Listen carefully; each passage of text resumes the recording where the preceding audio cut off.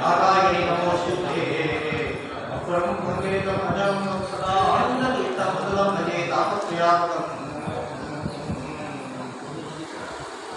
भक्तानां मानसां भोजं मानवेकामदेवे नमतां भगवते श्रीनिकेन्द्र गुरुवे नमः पूज्याय हरेन्द्राय सत्यरमणाय जगतां प्रदोषाय नमतां कामधेनुवे पूर्वायुक्तार्थवैष्णवे विवरेन्द्रवे श्रीराघवेन्द्र गुरुवे नमो अत्यन्तदयालुवे नमो विश्वं सर्वादिष्टपात्रं प्रतरं गुरुमध्ये दासश्रेष्ठं दयालुवे अज्ञानतिमिरञ्जे समुक्तिसम्पत्प्रदायकं विज्ञानं शास्त्रं विद्यागुरुं भजे गोपालपादाभ्यं पापानि परिहारं गोपालदासमेनं गोपालदर्शनम्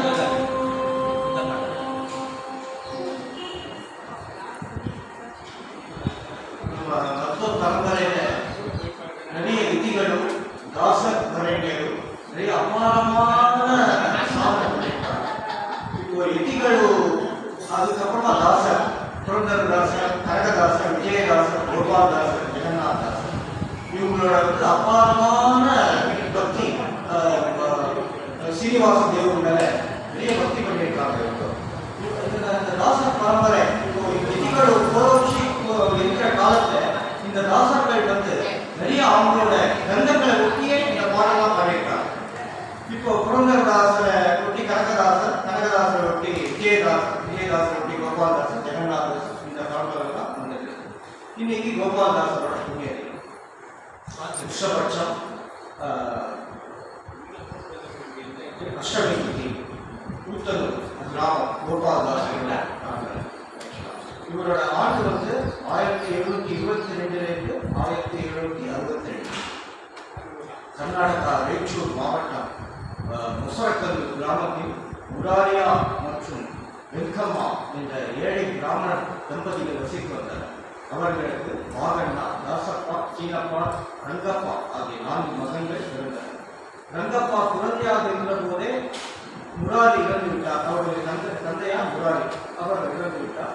அவருடைய குடும்பம் மிகவும் ஆதரவற்ற நிலையில் கஷ்டப்பட்டுக் கொண்டிருந்தது. அவர்கள் உறவினர்களால் கிராமத்தை விட்டு வெளியேற்றப்பட்டனர். வெங்கம்மா தனது குழந்தைகள் மற்றும் கிராமமான சங்கராபுராவுக்கு குடிபெயர்ந்தனர். கிராம மக்கள் அவர்களுக்கு எந்த உதவியும் செய்யவில்லை. மிகுந்த பாழடைந்த ஆஞ்சநேயர் கோவில் இருந்தது. ஆஞ்சநேய சுவாமி அவர்களுக்கு அடைக்கலம் கொடுத்து ஆதரவு கொடுத்து அடைக்கலம் கொடுத்தார். ஆஞ்சநேய சுவாமி சன்னிதியில் தாயும் மகன்களும் வாழத் தொடங்கினர். கோபாலதாசரின் பூர்வீகம் ஆக்சுவலா முராரியா என்னும் ஊரில் அவருடைய பூர்வீகம் நடைபெற்றுக் கொண்டிருக்கிறது. ஒரு முறை விஜயதாசர் அதோனி கிராமம் சிக்கரபிரவி என்னும் ஊரில் அவர் வாழ்ந்து வந்தார். கோபாலதாசரின் குரு தான் விஜயதாசர். விஜயதாசரின் வீழ்ச்சியை பெற்று பிறகு கோபாலதாசர், ஜெகநாதாசர் இவர்களெல்லாம் தாசமரமைக்கு வந்திருந்தனர். ஒரு சமயம் ஜெகநாதாசர் இயற்கையை சீனிவாசாச்சார் மிகவும் பண்டிதர். அவர் ஜெகநாதாசருக்கு முன்னாடி ஒரு பெரும் பண்டிதர். அவர்கள் தாசர்களை அவர்கள் மதிப்பதில்லை. பண்டிதர் என்றால் அந்த காலத்தில் குருவம் இருந்தது. வேதங்கள் எல்லாம் தெரியும், இவர்களெல்லாம் பாடிக்கொண்டிருக்கிறார்கள், தாசர்கள் பண்ணி கொண்டிருக்கிறார்கள், இவர்களுக்கு மரியாதை கொடுப்பதில்லை. விஜயதாசன் ஒரு முறை சீனிவாச ஆச்சாருக்கு எங்கள் வீட்டில் பிராமண பூஜை நடைபெறுகிறது, நீங்கள் கலந்து கொள்ள வேண்டும் என்று அழைப்பு விட்டார். பார்க்கிறேன் என்று சொல்லிவிட்டார். அப்படி ஆகட்டும் என்று சொல்லிவிட்டார். அப்படியே ஆக வேண்டும் என்று சொல்லிவிட்டவுடன் அவர் பிராமண பூஜை நடைபெற்றது.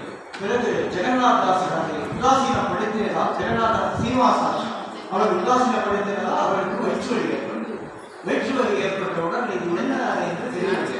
மிகுந்த உபாதை வயிற்றுவலியுடன் கஷ்டப்பட்டு கொண்டிருக்கிறார். பிறகு இது சரியாகவில்லை. பிறகு மந்திராலயம் சென்றார். ஸ்ரீ ராகவேந்திர சுவாமிகளோட மிகுந்த பக்தர் சீனிவாசன். சீனிவாச ஆச்சார் பிறகு ஜெகநாதாசராக அவருக்கு அங்கீகாரம் செய்யப்பட்டது. ஜெகநாதாசர் ஏராளமான கீர்த்தனைகளை ராகவேந்திரன் மேல் பாடியிருக்கிறார். மந்திராலயம் சென்று ராகவேந்திரனுக்கு சேவை செய்தார். அங்கு என்ன ஆயிடுச்சுன்னா இவர் வயிற்று பிறகும் செய்யாதவில்லை.